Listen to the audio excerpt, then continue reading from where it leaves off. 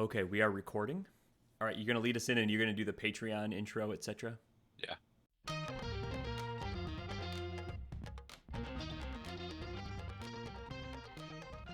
Welcome back to another D3 Datacast. I'm Zach Snyder, joined as always by Matt Snyder.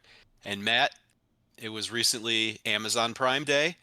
I was able to snag 5 new packs of Division 3 basketball trading cards. So we'll go through those 5 packs. But before we do, we usually say good job team at the end of an episode, but this last episode, episode 40, we talked about some things that are new to the show, things that are improved.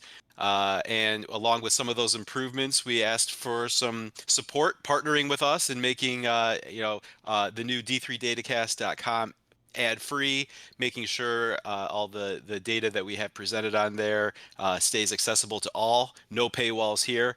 But we do have some people who've stepped up, joined us on Patreon, and so we want to just take a minute at the top of the show to give a shout out. Bob Quillman, Rob Hudson, Tom and Jeannie Snyder, maybe we've heard of them, Ryan Whitnable, all 4 of them jumped right on it, joined us at the great job team level. So they're going to be getting this episode a little ahead of the general public.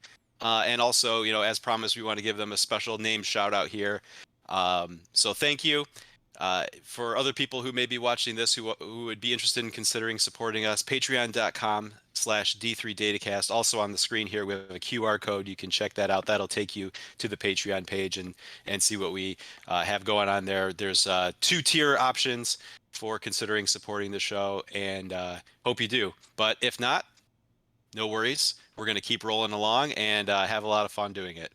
Yeah, great job, team. Appreciate those who are helping us out. Appreciate anyone who is viewing the show, sharing the show, having fun with us, talking about Division 3 basketball. So thanks, everyone. Zach, should we open some packs today? Let's open some packs. I'm glad those are on Amazon Prime. We are not seeing any money from that, though, any revenue. So that's unfortunate. No revenue from the packs on Prime Day.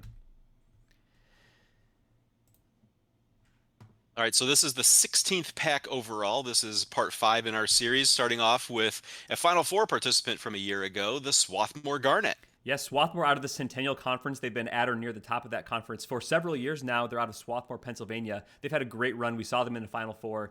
Great team last year. Great team for several years in a row now from Swarthmore. Yeah, next up, another tournament team, Albertus Magnus Falcons. Been a great run for Albertus Magnus as well. They had been on top of the GNAC until St. Joseph comes up with this really strong team. They add a men's program and have really strong teams out of the gates. So St. Joseph was on top of that conference for all season until the conference championship game. Albertus Magnus knocked them off, got into the NCAA tournament as the Pool A out of the GNAC. Albertus Magnus out of New Haven, Connecticut. All right, our first insert here comes with the Dream Destination set, highlighting the Great Lakes Invitational, held this past season at Chadwick Court on the campus of Wabash in Crawfordsville, Indiana. Yeah, if you go to the GLI, you got to send a postcard. Tell everyone you know about how great of a time you had. We will have that opportunity this upcoming year at Wittenberg. We missed the Wabash GLI last year, but it looked like a great time, great tournament, great venues, and I'll be looking forward to attending next season. All right, next card up. We're 3 for 3, Matt, in tournament teams here in the team base so far in this pack. The Wheaton, Illinois Thunder. Yeah, good call. Wheaton, Illinois Thunder out of the CCIW from the town of Wheaton, Illinois. And they were an Elite 8 team this past year. They had a kind of an interesting draw, a tough draw where they had to go through, what was it, St. Joseph, Connecticut, and then maybe saw their season end against Christopher Newport, if I had that correct. But a really nice year out of the Thunder. I think CCIW regular season champs, but did not make the conference championship game because that's just a really tough league, but they were still in out of Pool C. All right, next up, Pacific Lutheran, the Lutes. Yeah, Pacific Lutheran up in the Northwest Conference out of Tacoma, Washington, kind of one of our island conferences up in the Pacific Northwest out there. But Pacific Lutheran, yeah, one of those teams. Not a lot of Division III programs around them out of conference. They always have schedule challenges up in that part of the country. Oh, here's our other insert card in this pack from the Major Moments set. This card taking a look at maybe one of the games of the year last year, coming in the ODAC Conference Tournament. Roanoke gets a win over Washington and Lee in quadruple overtime. Yeah, this was a game I think you and I were both following live and messaging back and forth about how crazy it was. Four Yeah. overtime game. Neither of these teams wanted their season to end. Kind of crazy to see four overtimes, but then see a 14-point lead. But that was just maybe like running out of gas in the fourth overtime period, as Washington and Lee could not quite get back on top of Roanoke there. But great tournament. That whole ODAC tournament is great, and this was a fantastic game. One of the great games of the whole season. I think you're correct on that. Oh, back to the team base set with a special card to us, Matt, the Calvin Knights. Yeah, near and dear to our hearts, Calvin Knights here in Grand Rapids, Michigan, kind of where I live. MIAA conference. Calvin Knights were the regular season champions last year in the MIAA. Unfortunately, did not win the conference championship and could not get a berth into the national tournament. Go Knights. All right, down to Texas, the Shriner Mountaineers. Yeah, Shriner out of the SCAC, Southern Collegiate Athletic Conference down in Kerrville, Texas. And they were kind of the improbable champions of that league. It was St. Thomas, Texas that was on top all season. And Shriner kind of, in my perspective, came out of nowhere, won that tournament, and got themselves into the NCAA tournament. And that was a great look for Shriner there.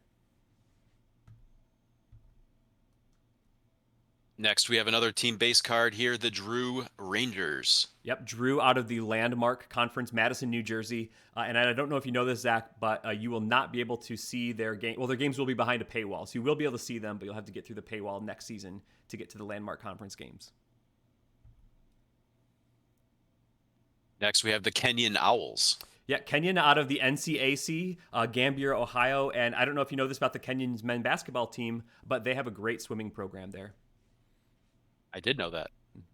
Okay, next, continuing on with the team base set, the Monmouth Scouts. Yeah, Monmouth in the Midwest Conference, Monmouth, Illinois. They're kind of like that's a borderline conference between Regions 8 and Region 9. Midwest Conference puts them in Region 9. There for Monmouth. All right, and this pack wraps up with the Greensboro Pride. Greensboro in the USA South, Greensboro, North Carolina, great part of the country. So I'm told. And I think they will have a coaching change next year, as Jim Boone is taking over the reins at Greensboro. So we'll be interested to see what happens there. All right, moving on. Pack 17 overall here. Gets started off with the Adrian Bulldogs. Yeah, a team you and I, Zach, are very familiar with here in Michigan, the Adrian Bulldogs, Adrian, Michigan. And that is sort of not really close to that much in Michigan, maybe kind of Jackson-ish, if you're familiar with the state at all. But that is Adrian, and it is maybe the furthest MIAA team from my house. And I realized that as I was driving there last year. Yeah, and it happens to be the closest Division III school to my house. Yeah. All right, up next, Transylvania Pioneers. Transylvania out of the Heartland Collegiate Athletic Conference, the HCAC. And they're actually in Lexington, Kentucky. And that's a region that the Lexington area specifically feels like kind of is growing in Division III. Some teams maybe added there. Asbury, I think, is that in that region, and they're in that provisional process becoming a full member as well. Up next, the Delaware Valley Aggies. Delaware Valley out of the Mac Freedom Conference. And that's actually Doylesville, Pennsylvania. It's not actually in the state of Delaware. It's just in Delaware Valley, Pennsylvania. The Wells Express, next up. Wells, I will admit, I could not find Wells. Did you know Wells was in Region 7 with the teams that we follow closely last year, Zach? They had actually made a move to the AMCC, and I had forgotten that. But Wells was in Aurora, New York. That's kind of like in the Finger Lakes region, I believe. And that was in the Allegheny Mountain Conference last year. And that was Region 7. So I learned something today, or maybe re-remembered something that I had known but didn't really retain. Hey, glad to have you in Region 7. Yeah. All right, continuing on with the team base set, the Averett Cougars. Yeah, Averett out of Danville, Virginia. They're in the ODAC, and they actually just completed their first year in the ODAC, and they acquitted themselves pretty well. They were, roughly middle of the pack, and we've talked time and again about the ODAC being one of those top 10 leagues in the country. So a pretty nice performance for Averett in their start of their ODAC play. Next card, the Keuka Wolves. Yeah, Keuka in the Empire 8, Keuka Park, New York. A lot of teams up in the Pennsylvania and New York region. Keuka is one of those. Empire 8 is a pretty solid league out there. Okay, finally we have our first insert card in this set to the major moments. Matt, can you believe it has now been 40 years since Scranton won the national championship? I can't believe it. Great for Scranton 40 years ago, winning that championship. I think that was the ninth championship in Division Three since Division Three was kind of formed in the early 1970s. The ninth championship, that was already Scranton's second win there. They have not won one since. I think they maybe had been to one additional Final Four. But two championships in Scranton's history, and one of them came in 1983. So congrats to them. Next up, back to the team base at the Salisbury Seagulls. Salisbury, out of Salisbury, Maryland, the Coast to Coast Conference. That's a really crazy conference for those that don't follow it. They don't play any regular season games. Specifically regular season games. The local ones will schedule each other, and then they'll have a conference tournament at the end of the season, and that's going to determine everything. The winner gets the Pool A. Other than that, they don't necessarily play each other throughout the season, so kind of a crazy setup there in the Coast to Coast. Next card is the Middlebury Panthers. Middlebury had a very interesting season last year. They had points of the season where they were up towards the top of the national rankings. Then they kind of maybe lost some questionable games and fell back maybe towards the middle. Had some high expectations going to the tournament. They performed well, had a second round exit. Zach, was that two Nichols? I am not. They were part of the Nichols run. The Nichols, the incredible Nichols run knocked Middlebury out. Middlebury, of course, from the NESCAC out of Middlebury, Vermont. Next, we have the Randolph Wildcats. Yeah, Randolph out of the ODAC, Lynchburg, Virginia. This is our second yellow, gold, and black Randolph school in that conference. The other one's Randolph-Macon. This is just Randolph Wildcats. Same colors, similar name, very different, or two different schools. Okay, our other insert here is from the Content Kings mini set. Matt, you can't think about Division III basketball content without thinking about the live stream from Rochester. Yeah, Rochester, one of the great live streams. Unfortunately, I've never seen it. It's behind a paywall, and I just cannot commit to paying for so many games around the country because I watch so many. So I tend to stick to the web streams that are open and free to everyone. Those are the ones that I can access. I don't fault schools for pursuing extra revenue. I know Rochester does this for their live stream. Some other schools did it. The Landmark Conference has recently signed that exclusive agreement that will put their games behind a paywall. So hopefully they get the revenue that they're looking for. Unfortunately for me, I will probably not be able to tune into very many of those games.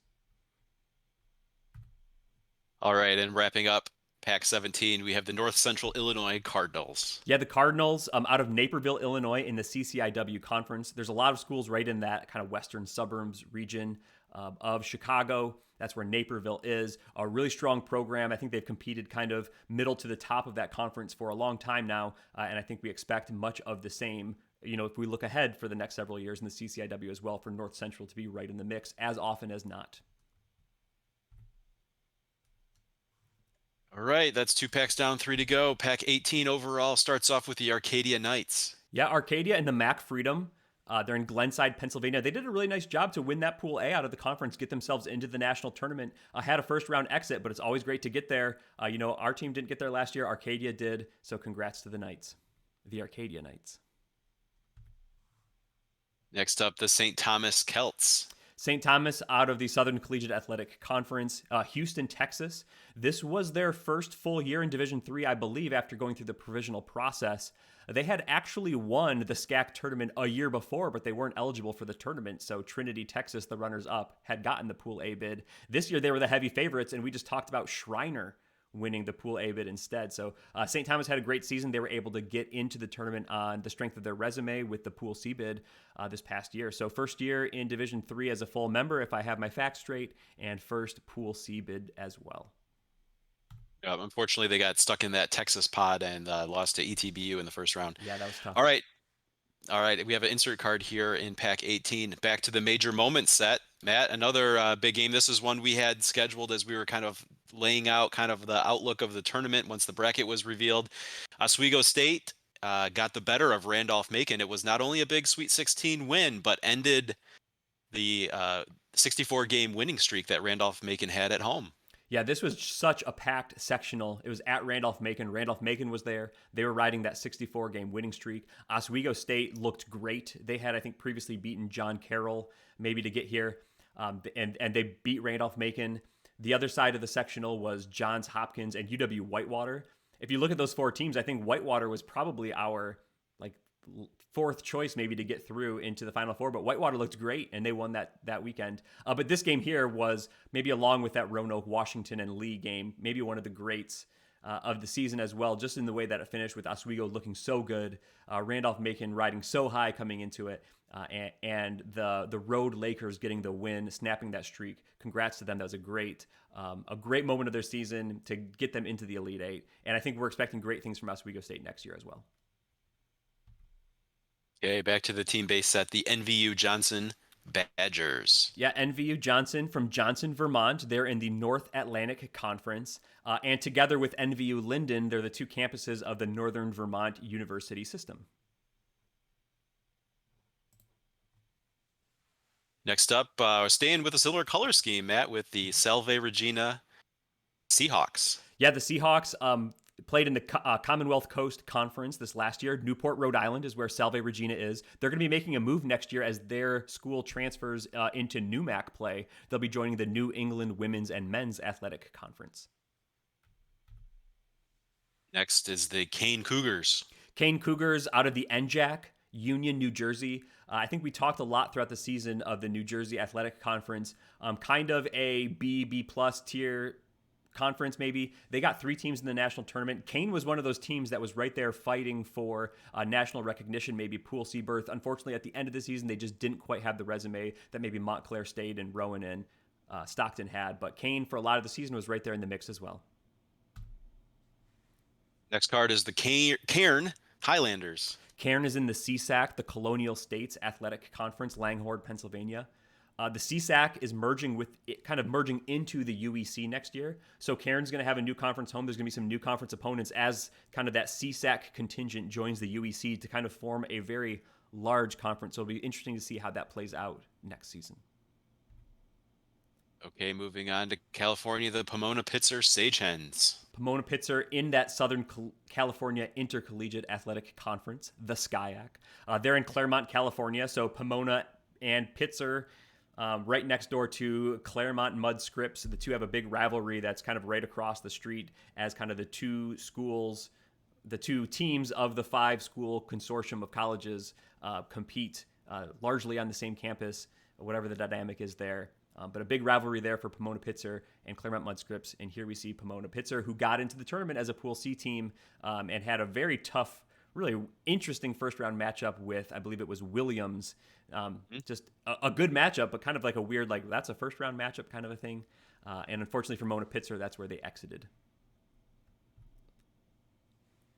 Matt, we have the random Twitter people set here.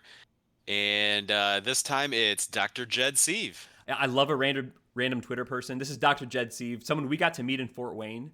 He's a great Swarthmore fan. He's an associate member of the faculty there in the psychology department. He's, I think, a licensed clinical psychologist, probably someone who is way smarter than I am. But he's a great Swarthmore supporter on Twitter and in person. We met him at the Final Four. I think he had a good time there. Unfortunately, his Garnet bowed out in the semifinals. But he did stick around to see the championship game and the All-Star game. So it was great to see him throughout the weekend there. And always great to interact online. Yep, and there with his son, clearly raising another future great Division III basketball fan. Yeah. If not a great All-American, then maybe a great data analyst. We can always use the next generation of those. There you go. All right, next card, Laverne Leopards. Yeah, we saw Pomona-Pitzer just a couple of slides ago. Laverne is also in the SCIAC, Laverne, California. I think that's really close to Claremont, California. I think for being an island conference, the SCIAC does a pretty good job of having a relatively reasonable footprint there in the Los Angeles area. But I think with the traffic, maybe it still takes you 3 or 4 hours to get to the games, depending on where you are. So I don't know how things go. But yeah, I think that's a fairly close drive if you wanted to get Pomona-Pitzer to Laverne. I don't think that's too far. Next card, the Eureka Red Devils. Eureka Red Devils in the SLIAC, the St. Louis Intercollegiate Athletic Conference. They're in Eureka, Illinois. The SLIAC, I think of kind of southern Illinois and St. Louis. That's largely where it is. But Eureka is kind of up between Bloomington and Peoria, so more central Illinois. They're the northernmost school in that conference. How about that?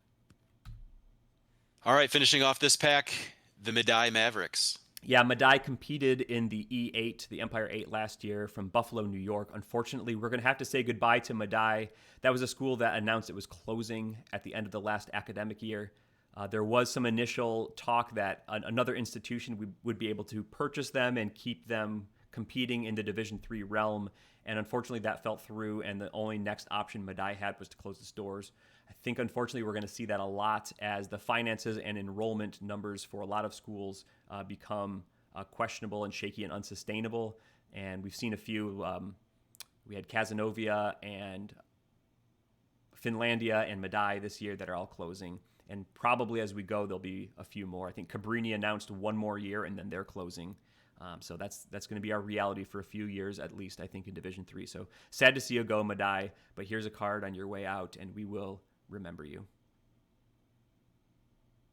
So that's how we wrap up Pack 18. On to Pack 19. The first card there, the Grinnell Pioneers. Grinnell's in the Midwest Conference, Grinnell, Iowa. They're the original system team, that kind of full court press, run down the court, shoot a three. Three's worth more than two. We try to steal the ball, try to get another quick three. They're the I think of them at least as the original system team, and now we see also Greenville participating in that. Hunter's kind of done a similar style in the past. I know they all say they have distinct takes on it, yada yada, but that's Grinnell, and we kind of always know it as the Grinnell system. Different variations on that.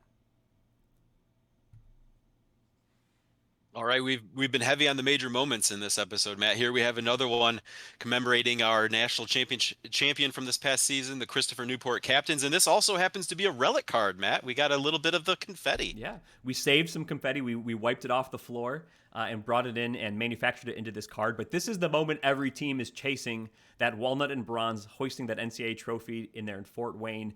Christopher Newport was able to do that. Coach John Krikorian there with his team. They've got the national championship hats. They've got the confetti raining down. Man, to be up on that stage, I think that's got to be great. They were a great team.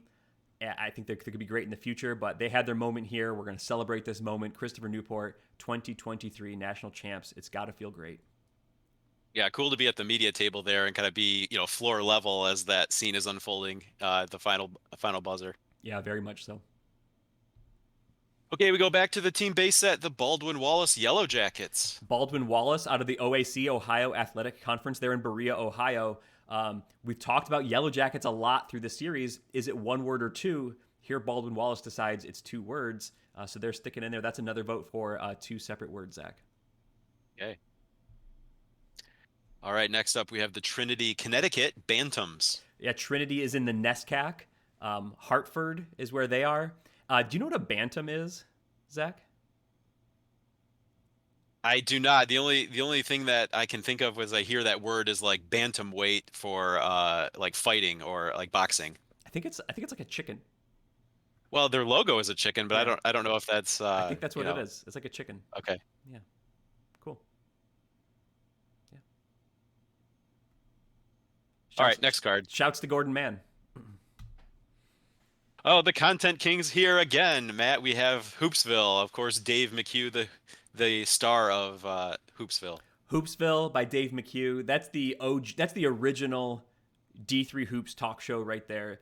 Zach, I don't know if you remember, but we would come tournament time, like crowd around my computer. You'd come over to my dorm room and we'd listen to Hoopsville on Real Player, and we'd get on AIM as like annoying college students and be like, "What about our team? What do you think about our team?" That was almost 20 years ago now. I think Dave just celebrated his 20th season.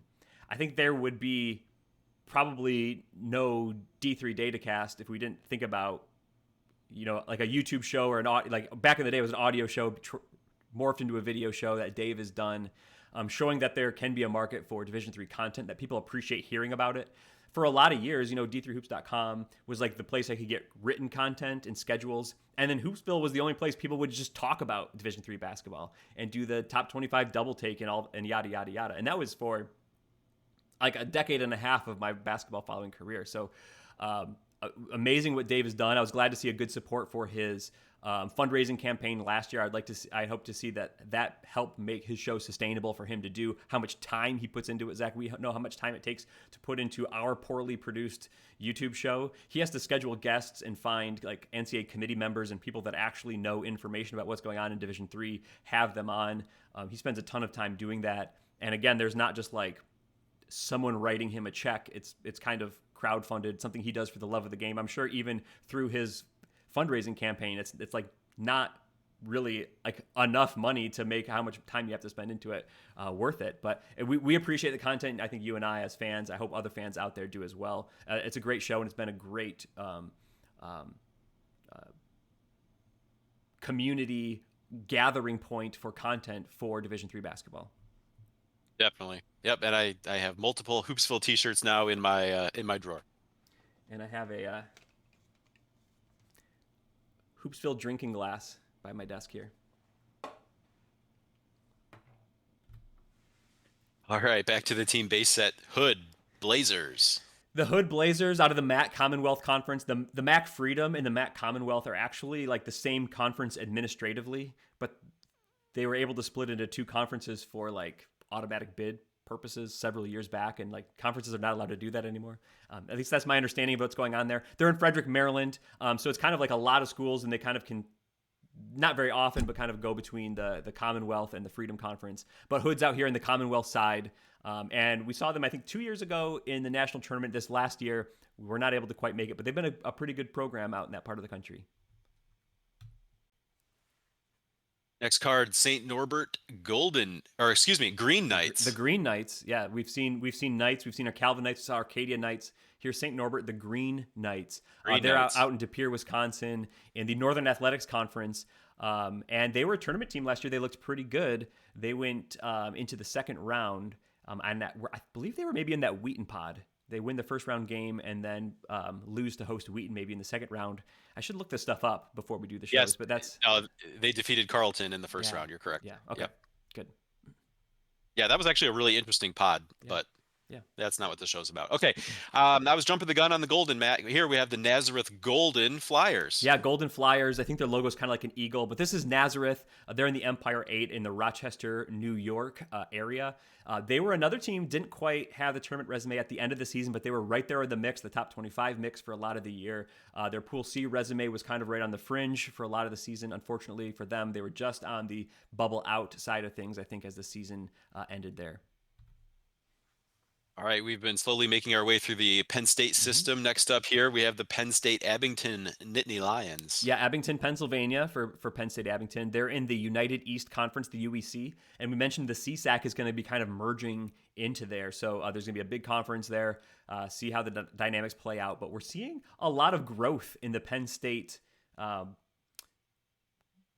campuses, and we know Penn State Brandywine is on the way, so they're in different parts geographically, but I've always often wondered in the future, is there some sort of just like Penn State conference that could be formed there? I don't think we're quite at the critical mass of number of teams there, and maybe geography just doesn't work, but we've got a lot of Penn State teams, and they're either all like the Lions or the Nittany Lions or things like that, so they keep the Penn State branding for all of their schools. All right, next card, the Elizabethtown Blue Jays. Yep. Shouts to E-Town. Yeah, we did our episode early on in the season about all the different Blue Jays. E-Town was one of those. They're in the Landmark Conference in Elizabethtown, PA. Landmark Conference. I don't know if we've mentioned this, but their games are going to go behind a paywall next year. So if you're going to want to watch the Elizabethtown games, they'll be a little bit more difficult to find. But if you're really searching for them, Flow Sports will have them, and that's where you'll be able to find them. Unfortunately, I don't think I will be able to tune into very many. All right, continuing with the team base set, the Centenary, Louisiana Gents. Yes, Centenary and the SCAC. We've had a lot of Southern Collegiate Athletic Conference teams in the last few packs, I think.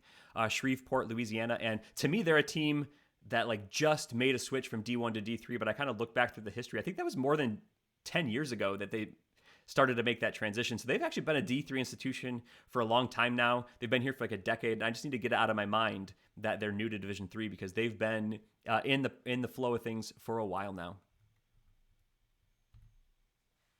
All right, the pack wraps up with a glorious card here, Matt, with the Messiah Falcons. Yeah, Messiah and the MAC Commonwealth. We've talked about the MAC teams Several of them we've had in this set here. Grantham, Pennsylvania, and yeah, you gotta love the flow that's going on in this card here.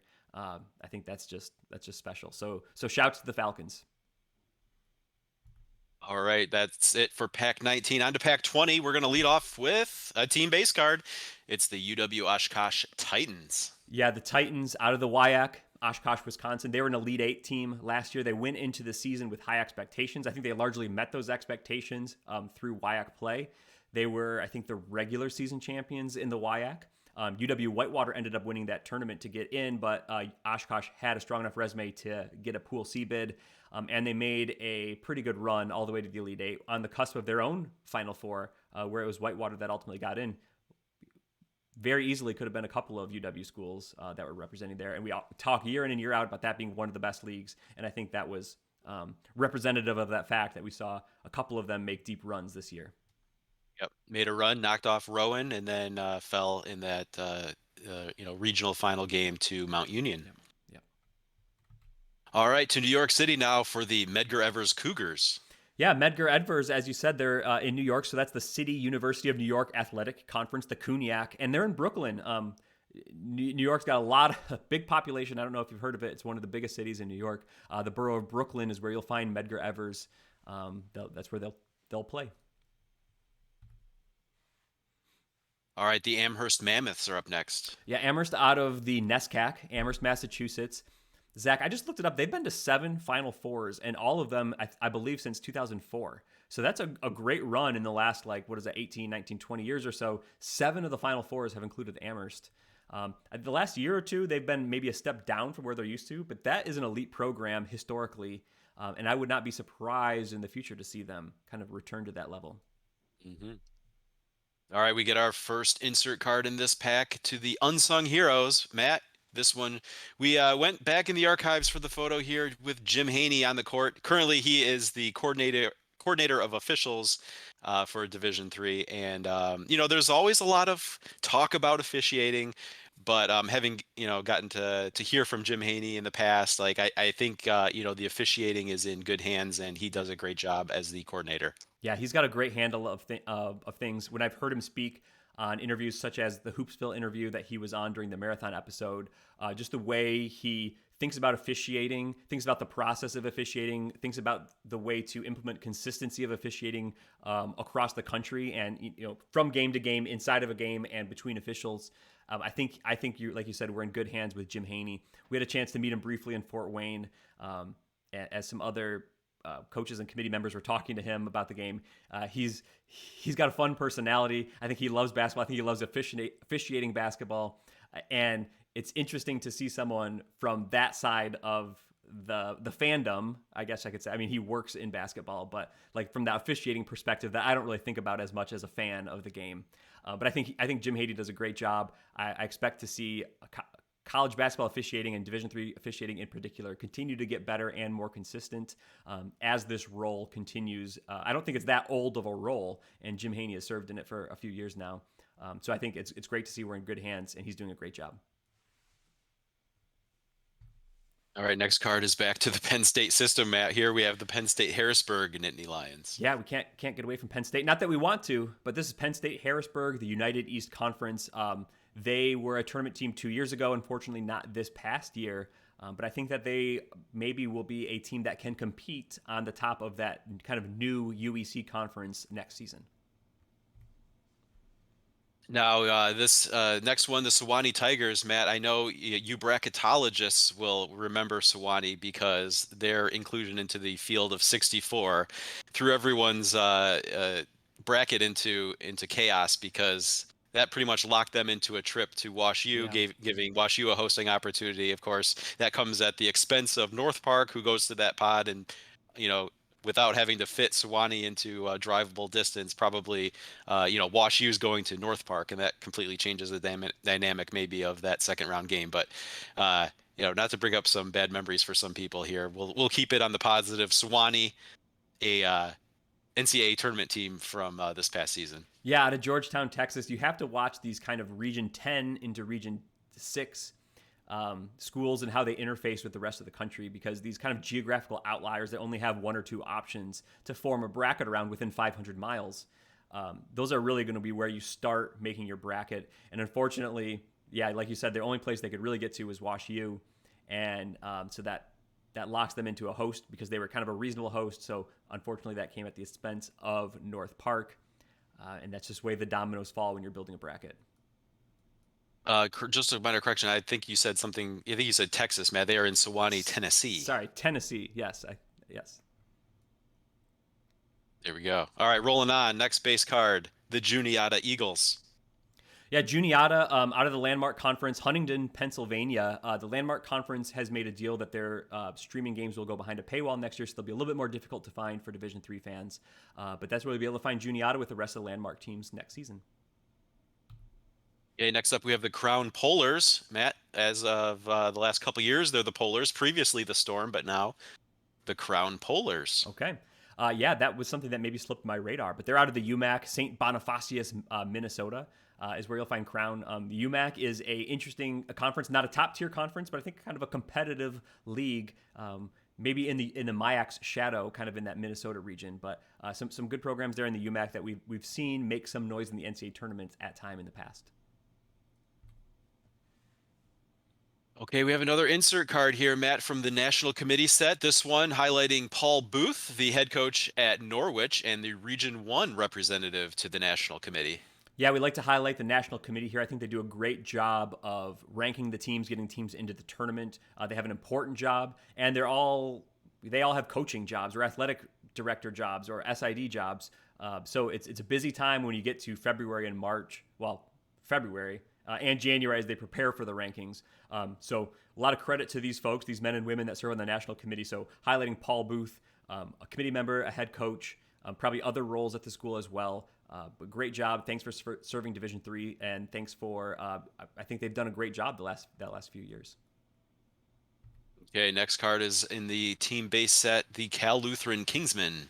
Cal Lutheran out of Thousand Oaks, California. That's the SCIAC conference. They were kind of an improbable conference champion to me, winning the Pool A out of the SCIAC. Going into the stretch run there, we talked about Claremont Mudd Scripps, Pomona Pitzer, Redlands as being in the tournament mix, but it was Cal Lutheran. Was one of those bubble bursting teams that we had so many of last year, winning the Pool A bid and getting into the national tournament and kind of knocking some other bubble teams out. So congrats to them. That's exactly what you want to do. You want to win your Pool A, and Cal Lutheran did just that.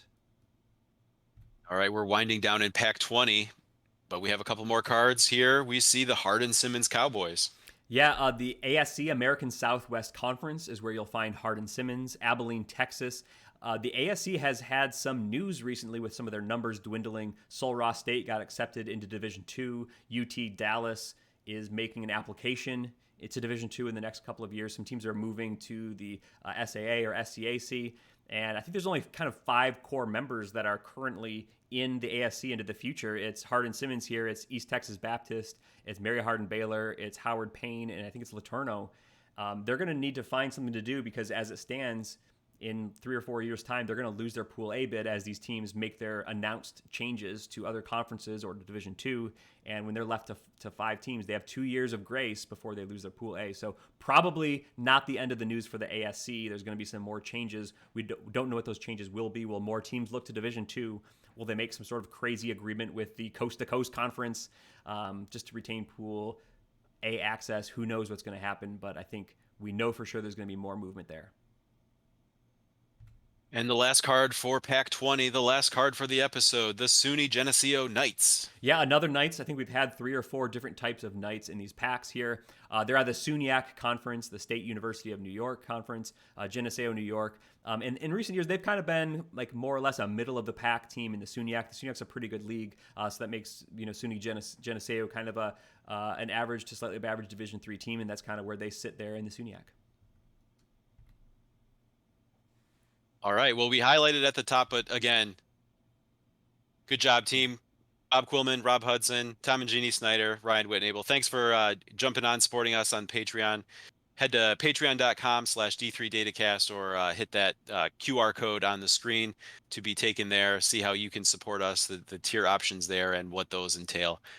Super excited, Matt, for how we're going to approach this next season of Division III basketball. And appreciate everyone's support along the way. Yep. just a few months, we're going to hit the fall, and then we're going to start the wheels turning for regular in-season content. We'll be through the off-season content. We'll have revealed all of our card packs by then, and we'll have actual basketball kind of preseason into season information to talk about. So excited for that. Check out D3 Datacast for all of the data and stats you will need. And keep your eyes there. I think that wraps us up for today, Zach, unless you have anything else. Yeah, one more thing. Good job, team. Great job, team.